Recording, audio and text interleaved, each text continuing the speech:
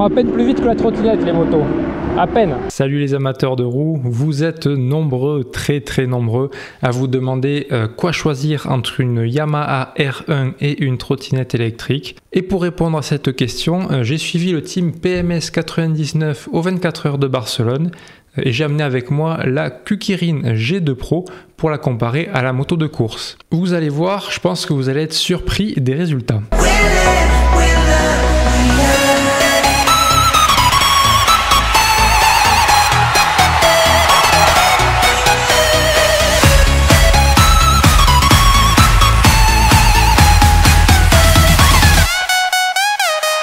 Déjà, même si elle est un peu imposante, la trottinette se plie et rentre dans le coffre d'une voiture, là où pour déplacer la Yamaha R1, il vous faudra un camion et toute une logistique. Niveau équipement, la Kukirin n'a pas à être jalouse de la R1 puisqu'elle possède elle aussi un freinage à disque avant et arrière, et elle est aussi, elle aussi toute suspendue. Après, on va pas se mentir, les suspensions Öhlins de la R1 offrent quand même une plus grande plage de réglage, mais les ressorts de la trottinette arrivent quand même à bien gommer les imperfections du bitume et apportent même un certain confort en off-road. Concernant les pneumatiques, c'est la vraie galère pour la Yamaha. Vous allez passer votre temps à les changer. Pneus secs, pneus humides, pneus intermédiaires, vous allez les changer à chaque fois que les conditions météo changent. Alors que la G2 Pro est montée d'origine avec un set de pneus polyvalents qui lui assure un bon grip quelles que soient les conditions et le type de terrain. En parlant de terrain, si les motos de piste sont les reines de l'asphalte, elles ont cependant beaucoup de mal à avancer dès qu'il y a un peu de gravier. Et la G2 Pro s'en sort quant à elle plutôt pas mal en tout terrain. On attaque une partie de off-road. C'est pas là où c'est le plus agréable. Parce que bon, on a beau avoir des suspensions, ça secoue un peu. Mais elle arrive quand même à passer par là. Et pour être passé ici avec une trottinette qui avait les pneus en plastoc, les pneus pleins, je peux vous dire que là avec des suspensions et les chambres à air, eh bien, c'est beaucoup plus agréable. Un autre truc qui est pas mal que la Yamaha R1 n'a pas, c'est la béquille. La Yamaha R1, eh bien, il vous faut un bonhomme qui s'occupe du lève-moto. La Yamaha a roulé toute la nuit aux 24 heures de Barcelone et la Kukirin peut elle aussi en faire autant puisqu'une fois le soleil couché, on peut allumer le phare LED qui ne sert pas seulement à se faire voir mais qui éclaire aussi plutôt pas mal. Venons-en aux caractéristiques qui vous intéressent le plus, à savoir l'autonomie et la vitesse. Point important, l'autonomie. Alors j'ai pas mal roulé avec cette trottinette, j'ai presque fait 200 bornes avec. Et après j'en ai une utilisation un peu particulière puisque quand je vais au travail j'ai 2 km de descente, presque que de la descente. Et au retour j'ai 2 km où c'est que de la montée. Donc dans un cas quand je descends ça tape presque pas dans la batterie. Et au contraire quand je remonte, là c'est là où ça tape le plus dedans. Ça c'est pour vous donner une idée du type de trajet que je fais. Et maintenant concernant l'autonomie, combien de bornes je fais avec un plein de batterie, je la recharge une fois par semaine.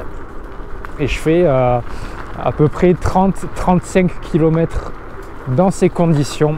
Donc voilà, c'est ça qui est un peu compliqué pour définir l'autonomie réelle parce que ça prend en compte plein de facteurs, à savoir le poids de la personne, le type de trajet, les conditions, s'il fait froid, s'il fait chaud, s'il y a du vent.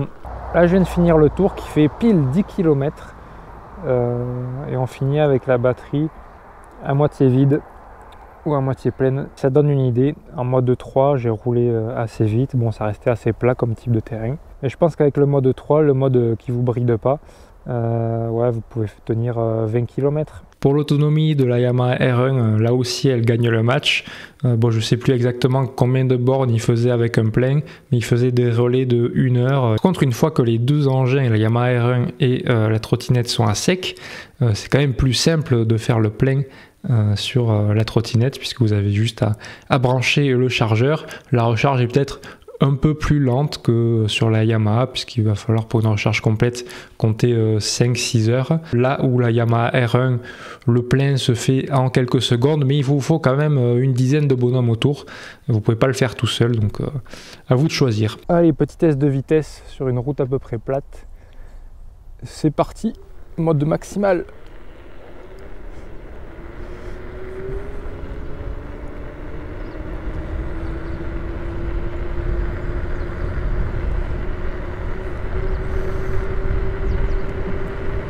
Bon, ça met un peu de temps, mais Les kilomètres-heure ils montent. Là, on est presque à 40 affichés au compteur. La batterie est presque pleine. Il faut savoir que je pèse aussi 80 kg. En vitesse de pointe, la Yamaha R1 ça sort un peu mieux puisque sur la ligne droite des stands, elle approche les 300 km/h.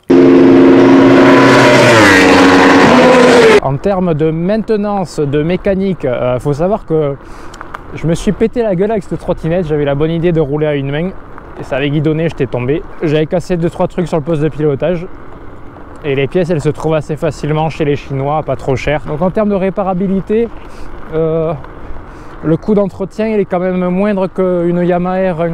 La Yamaha R1, à chaque fois qu'il la faisait tomber, qu'il la mettait par terre, ça coûtait cher.